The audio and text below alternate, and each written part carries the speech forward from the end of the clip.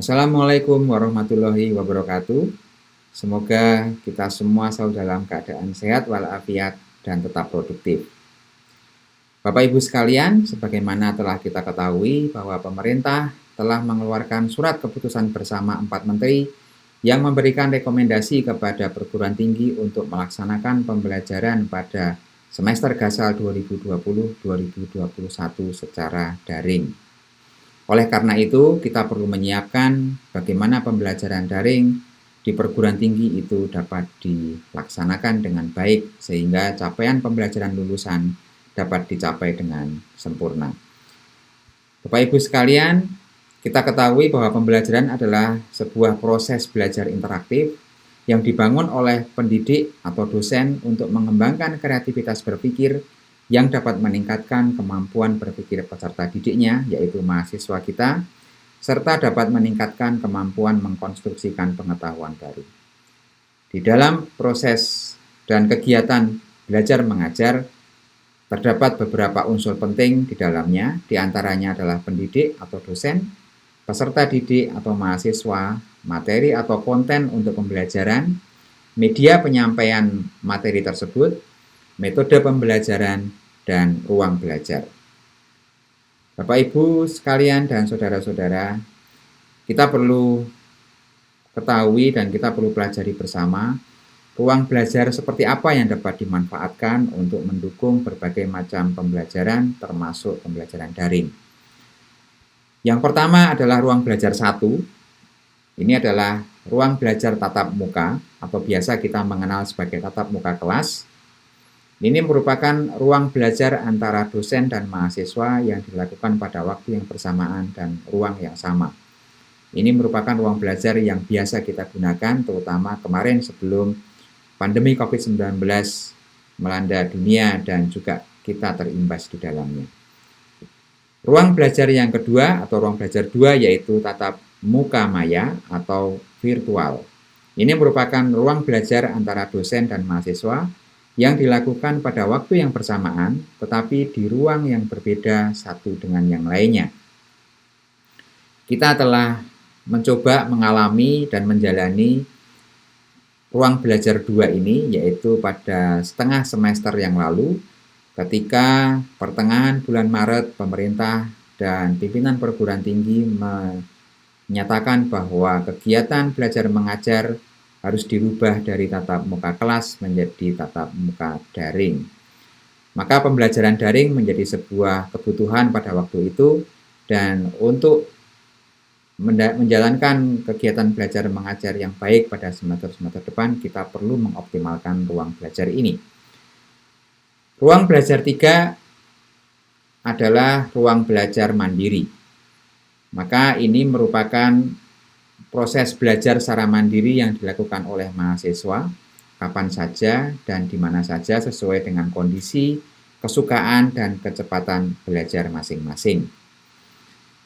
Sementara ruang belajar yang keempat adalah kolaboratif terpadu.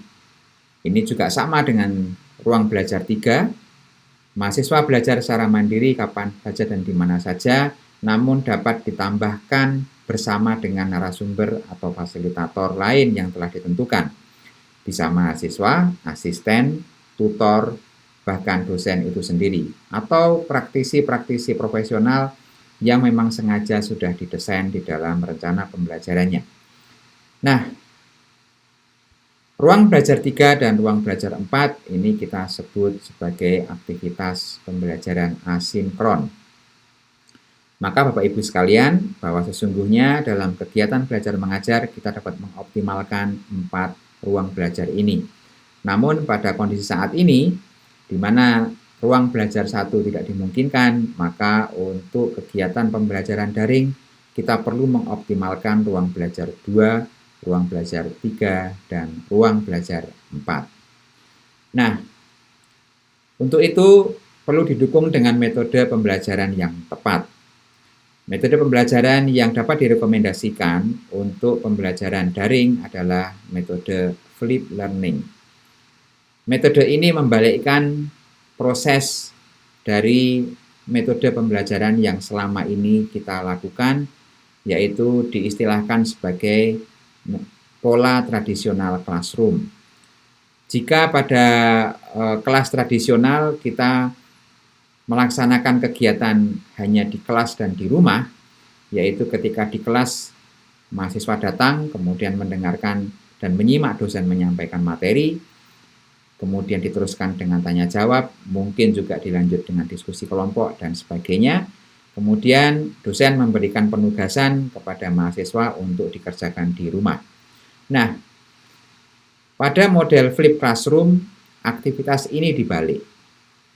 Sebelum mahasiswa masuk ke kelas, dosen telah menyiapkan bahan ajar, kemudian memberikan arahan-arahan terhadap materi pembelajaran yang harus dipelajari, termasuk juga mendorong mahasiswa untuk mencari sumber belajar eksternal lainnya.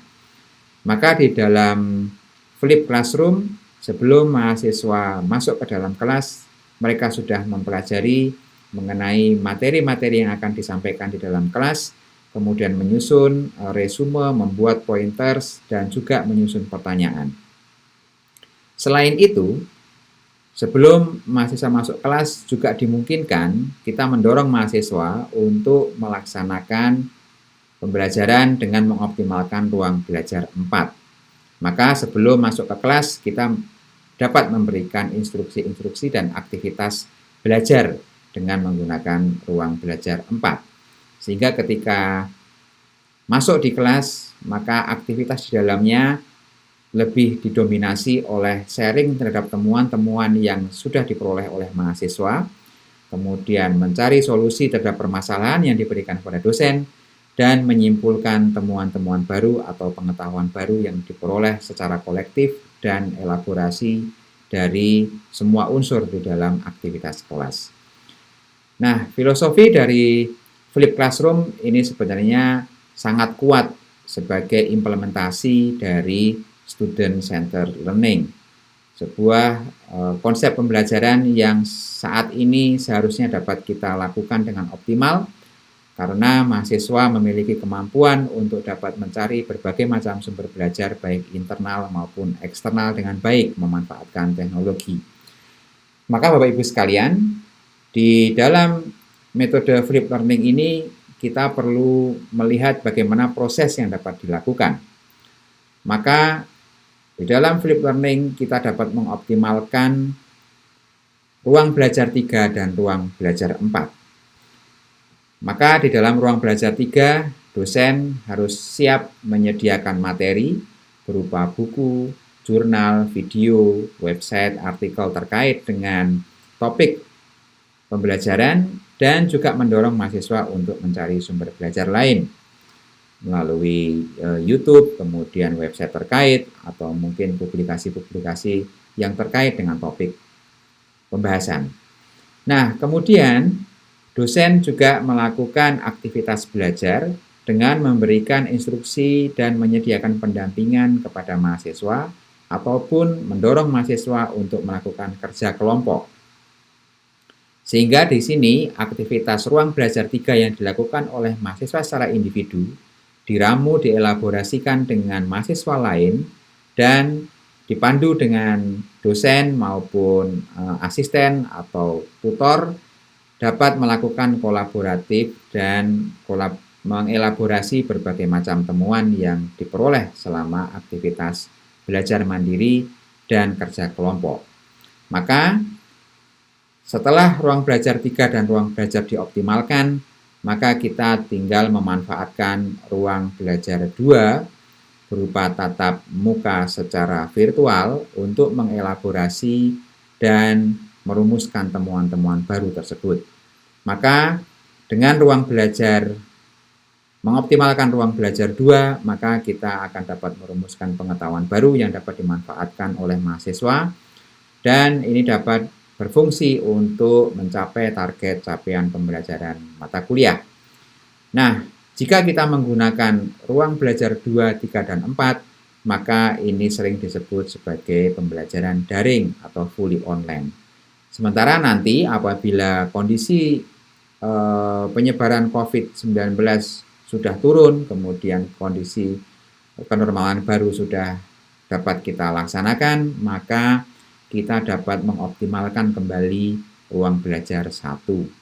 Maka pemanfaatan ruang belajar 1 dan ruang belajar 2 secara bersamaan ini sering disebut sebagai metode pembelajaran bauran atau blended learning.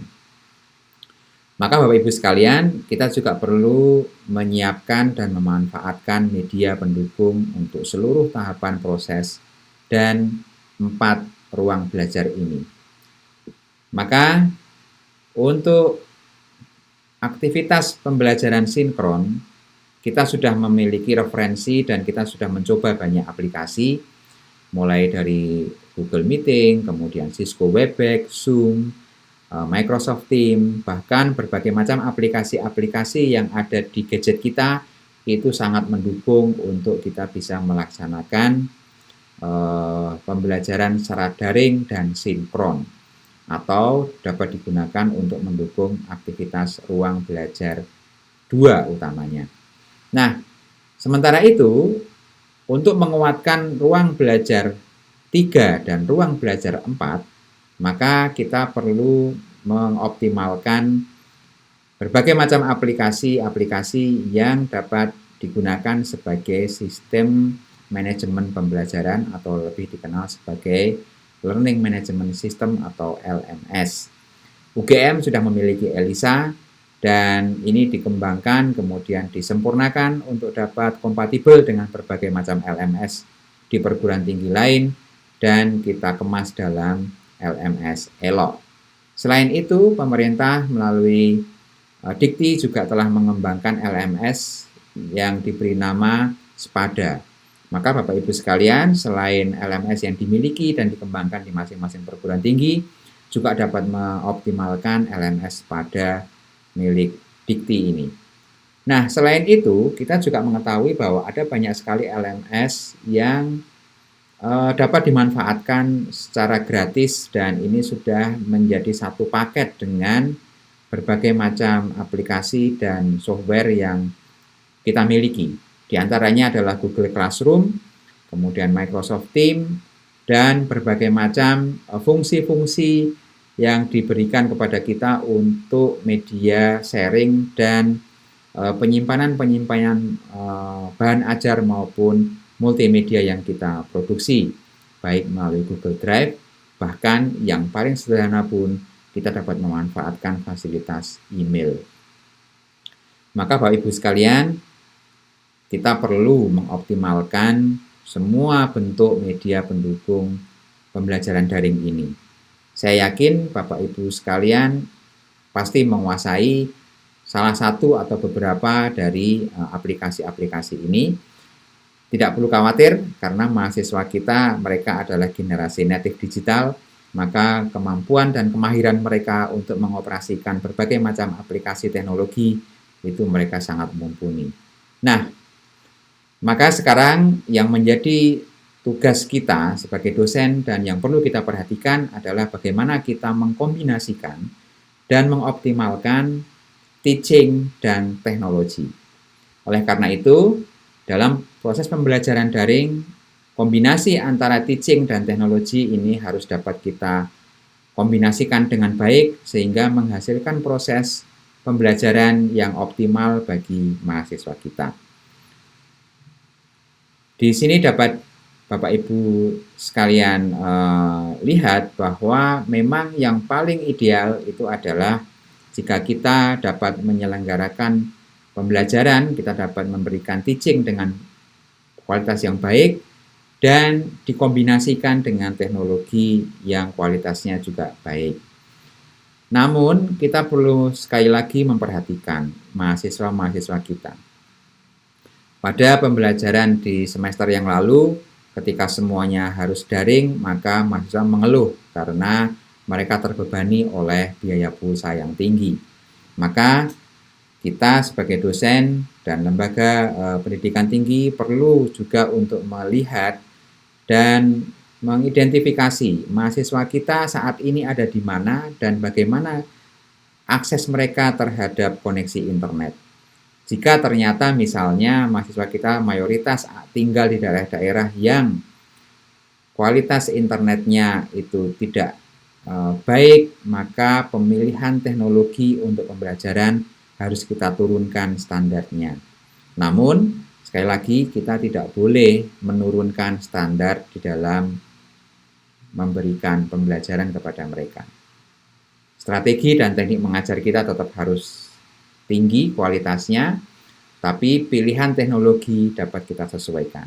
Maka kalau kita dapat mengetahui dan memetakan kondisi dan kebutuhan mahasiswa ini, maka dalam proses pembelajaran daring kita dapat memberikan kemudahan-kemudahan bagi mahasiswa untuk mengakses, dan mahasiswa tidak akan terbebani oleh waktu pembelajaran yang lama atau keharusan untuk mengikuti tatap muka virtual dalam waktu yang lama dan menggunakan teknologi yang tinggi. Maka mahasiswa di dalam pembelajaran semester depan mereka dapat mengikuti dengan baik dan mereka hemat terhadap pulsa internet mereka. Demikian Bapak Ibu sekalian, semoga sedikit yang saya sampaikan ini bermanfaat untuk kita semua dalam menyiapkan pembelajaran di semester depan. Terima kasih. Wassalamualaikum warahmatullahi wabarakatuh. Tetap semangat dan sehat selalu.